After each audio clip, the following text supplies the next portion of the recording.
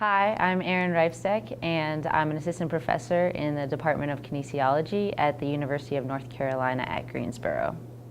I decided to study psychology at St. Francis University because I've always been fascinated with the study of human behavior, and I chose St. Francis specifically because it offered me the opportunity to complete a psychology degree while also competing in Division I field hockey. But even after I got here, I realized that this was a great fit for me academically, even beyond field hockey. I really appreciated the small class sizes here and the opportunity to actually be taught by faculty and not just graduate teaching assistants. And there was a comment when I graduated by the commencement speaker during her speech. She said something along the lines of, at St. Francis University, you were not just a number, you were known. And that resonated with me really well. I think here you get to know your professors and your classmates, and they get to know you. And I think that's what's really powerful about completing a degree here is you feel like a sense of value here, and that's special. I think time management is probably the biggest challenge. You are practicing maybe and competing maybe 20 hours per week in addition to taking a full course load. But I felt like there were a lot of great support structures in place. We had study resources made available to us. Our faculty members were flexible about our schedules, although I remember a few times where I got the dad eyes from Dr. Stephen Baker for coming in a few minutes late to class from 6 a.m. practice.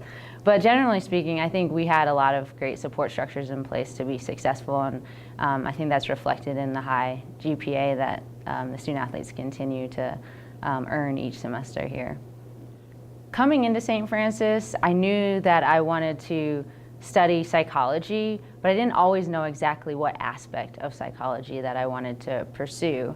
But I found myself in every class that I was taking, I was trying to apply what I was learning about psychology in the classroom to my experiences as a student athlete. So whether that was thinking about how my emotions impacted my performance on the field, or trying to figure out what motivated my teammates and why some strategies worked well for some of them and not as well for others. So I learned while I was here that there was an actual field that blended those two things in sports psychology, and I had the opportunity to take a sports psychology and an exercise psychology course here, and that really solidified my interest in wanting to pursue a career within that subdiscipline. My studies here helped prepare me for graduate school in several ways. I think the liberal arts focus of St. Francis is great in terms of the interdisciplinary experiences that I got during my curriculum here. And being an honors college student was also very helpful, helped me think critically, as well as develop research skills, because as part of being an honors college student, you complete an honors thesis project. And so that was my first opportunity to try to conduct a sports psychology research study. And of course, that gave me a lot of good building blocks for being able to later complete a master's thesis as well as a doctoral dissertation. My honors thesis project looked at competitiveness and anxiety levels in relationship to performance among student athletes. My honors thesis at St. Francis University connected me to graduate school opportunities.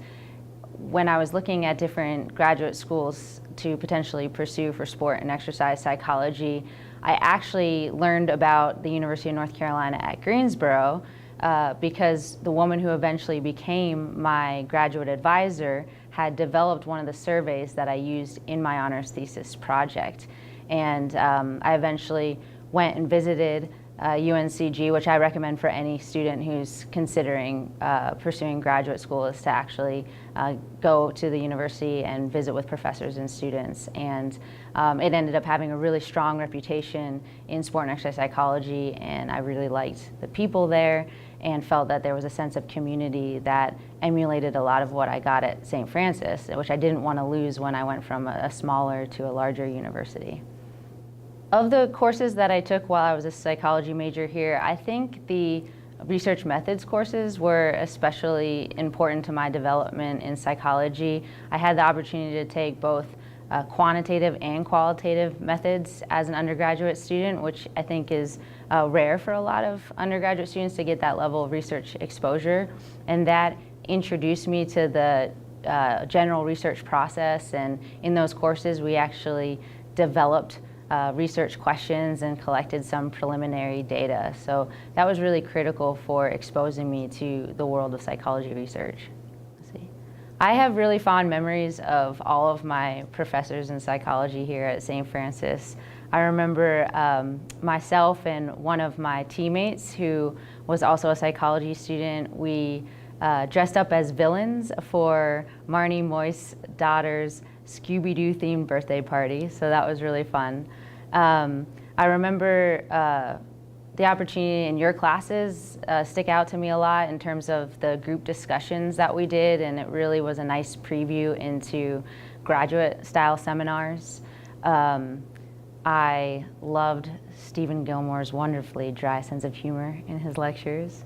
And I think though, if I had to really pinpoint somebody who had a particularly meaningful influence on my development as a scholar, that would probably be Sarah King, who I know has retired.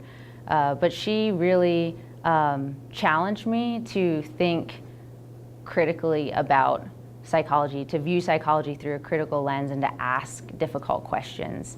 And she also really challenged me academically. I can specifically remember one course where I turned in a paper to her, and she returned it back to me and said, "You have to keep revising this until it's A-level work." And I said, "What are you talking about, Dr. King? This is A-level work." And she said, "No, not for you, it isn't. You can do better." And I think that's really important, because she could have let me settle and let that slide, but she really pushed me to pursue my potential and to become greater. And that, I think now that I'm a faculty member, I realize how important that was. I really appreciate the time that she spent providing me with that kind of mentorship. And that's one of the great experiences of being at St. Francis, is you get that personalized mentorship from faculty even at the undergraduate level. The three words that I would use to describe St. Francis University are community, faith, and student-centered. I think it's really difficult to pinpoint one memory that I'm most fond of. I think all of the memories that I have often involve my field hockey teammates. They have become lifelong friends of mine, and we actually just had an alumni game where we were able to reminisce on some of those memories. So I'm not sure I can pinpoint one that sticks out the most, but just generally when I look back, I often think about whether we were sitting in Torvian or in our dorm rooms or on the way back on the bus from a game, just sitting together and laughing hysterically about absolutely nothing is probably what I look back on most fondly. Sports psychology is the study of human behavior in sport and exercise contexts and the practical application of that knowledge. So if I had to kind of boil down the field into three main areas, I would say the first is looking at how the mind influences the body, so how our thoughts, attitudes, and perceptions influence our physical performance and experiences. So we might ask questions like, how does imagery or visualization influence recovery from an injury? Or how does anxiety influence a golfing putt performance? So whether a person is able to control those nerves and to be a clutch player and come through in the big moment, or whether they choke, so to speak. On the flip side, secondly, we would look at the reverse of how does the body influence the mind. So things like, how does participating in exercise regularly improve symptoms of depression? Or how does sustaining a career-ending injury influence an athlete's sense of identity? And then the third area would be the practical application piece. So how do we use sport and exercise psychology to promote positive experiences? And you might think of a sports psychology consultant working with an athlete to develop the mental skills and coping strategies to facilitate optimal performance. So that would be things like developing confidence and goal setting and concentration skills and imagery and things of that nature. The challenges that the field of sports psychology is facing have a lot to do with the fact that it's a blending of two parent disciplines. So on one side you have psychology, which is obvious in the name, it's inherent in the name of sport and exercise psychology, but also on the other side is kinesiology or sport and exercise science. And historically, a lot of the academic programs have been housed in sport and exercise science or kinesiology departments, although that's been changing to some extent in recent years. So it can create a little bit of an academic territory war in some cases, a little bit of contention can arise out of that regarding the scope of our practice. So what do we do, what do we call ourselves, and how do we explain that to the public? So at this point in time, because of those complexities, there's not really one exact career path or an educational pathway to that career path. There are a lot of different options out there, which can be really exciting, but that flexibility can also be frustrating for students to not know what the one path they need to take. So usually what I tell students is to really think about where you want to end up in the future, what kind of job you want to have, and then to seek out the educational training and experiences that you need to be competitive for those kind of jobs. So if you really want to deal with clinical issues like depression and anxiety and eating disorders, then you're going to need to get an advanced degree in licensure in clinical or counseling psychology. If you're more interested on the performance enhancement side or perhaps academia and research, then an advanced degree in kinesiology related sport and exercise psychology might be a better fit. Or for a lot of people end up getting a combination of those degrees depending on their professional goals.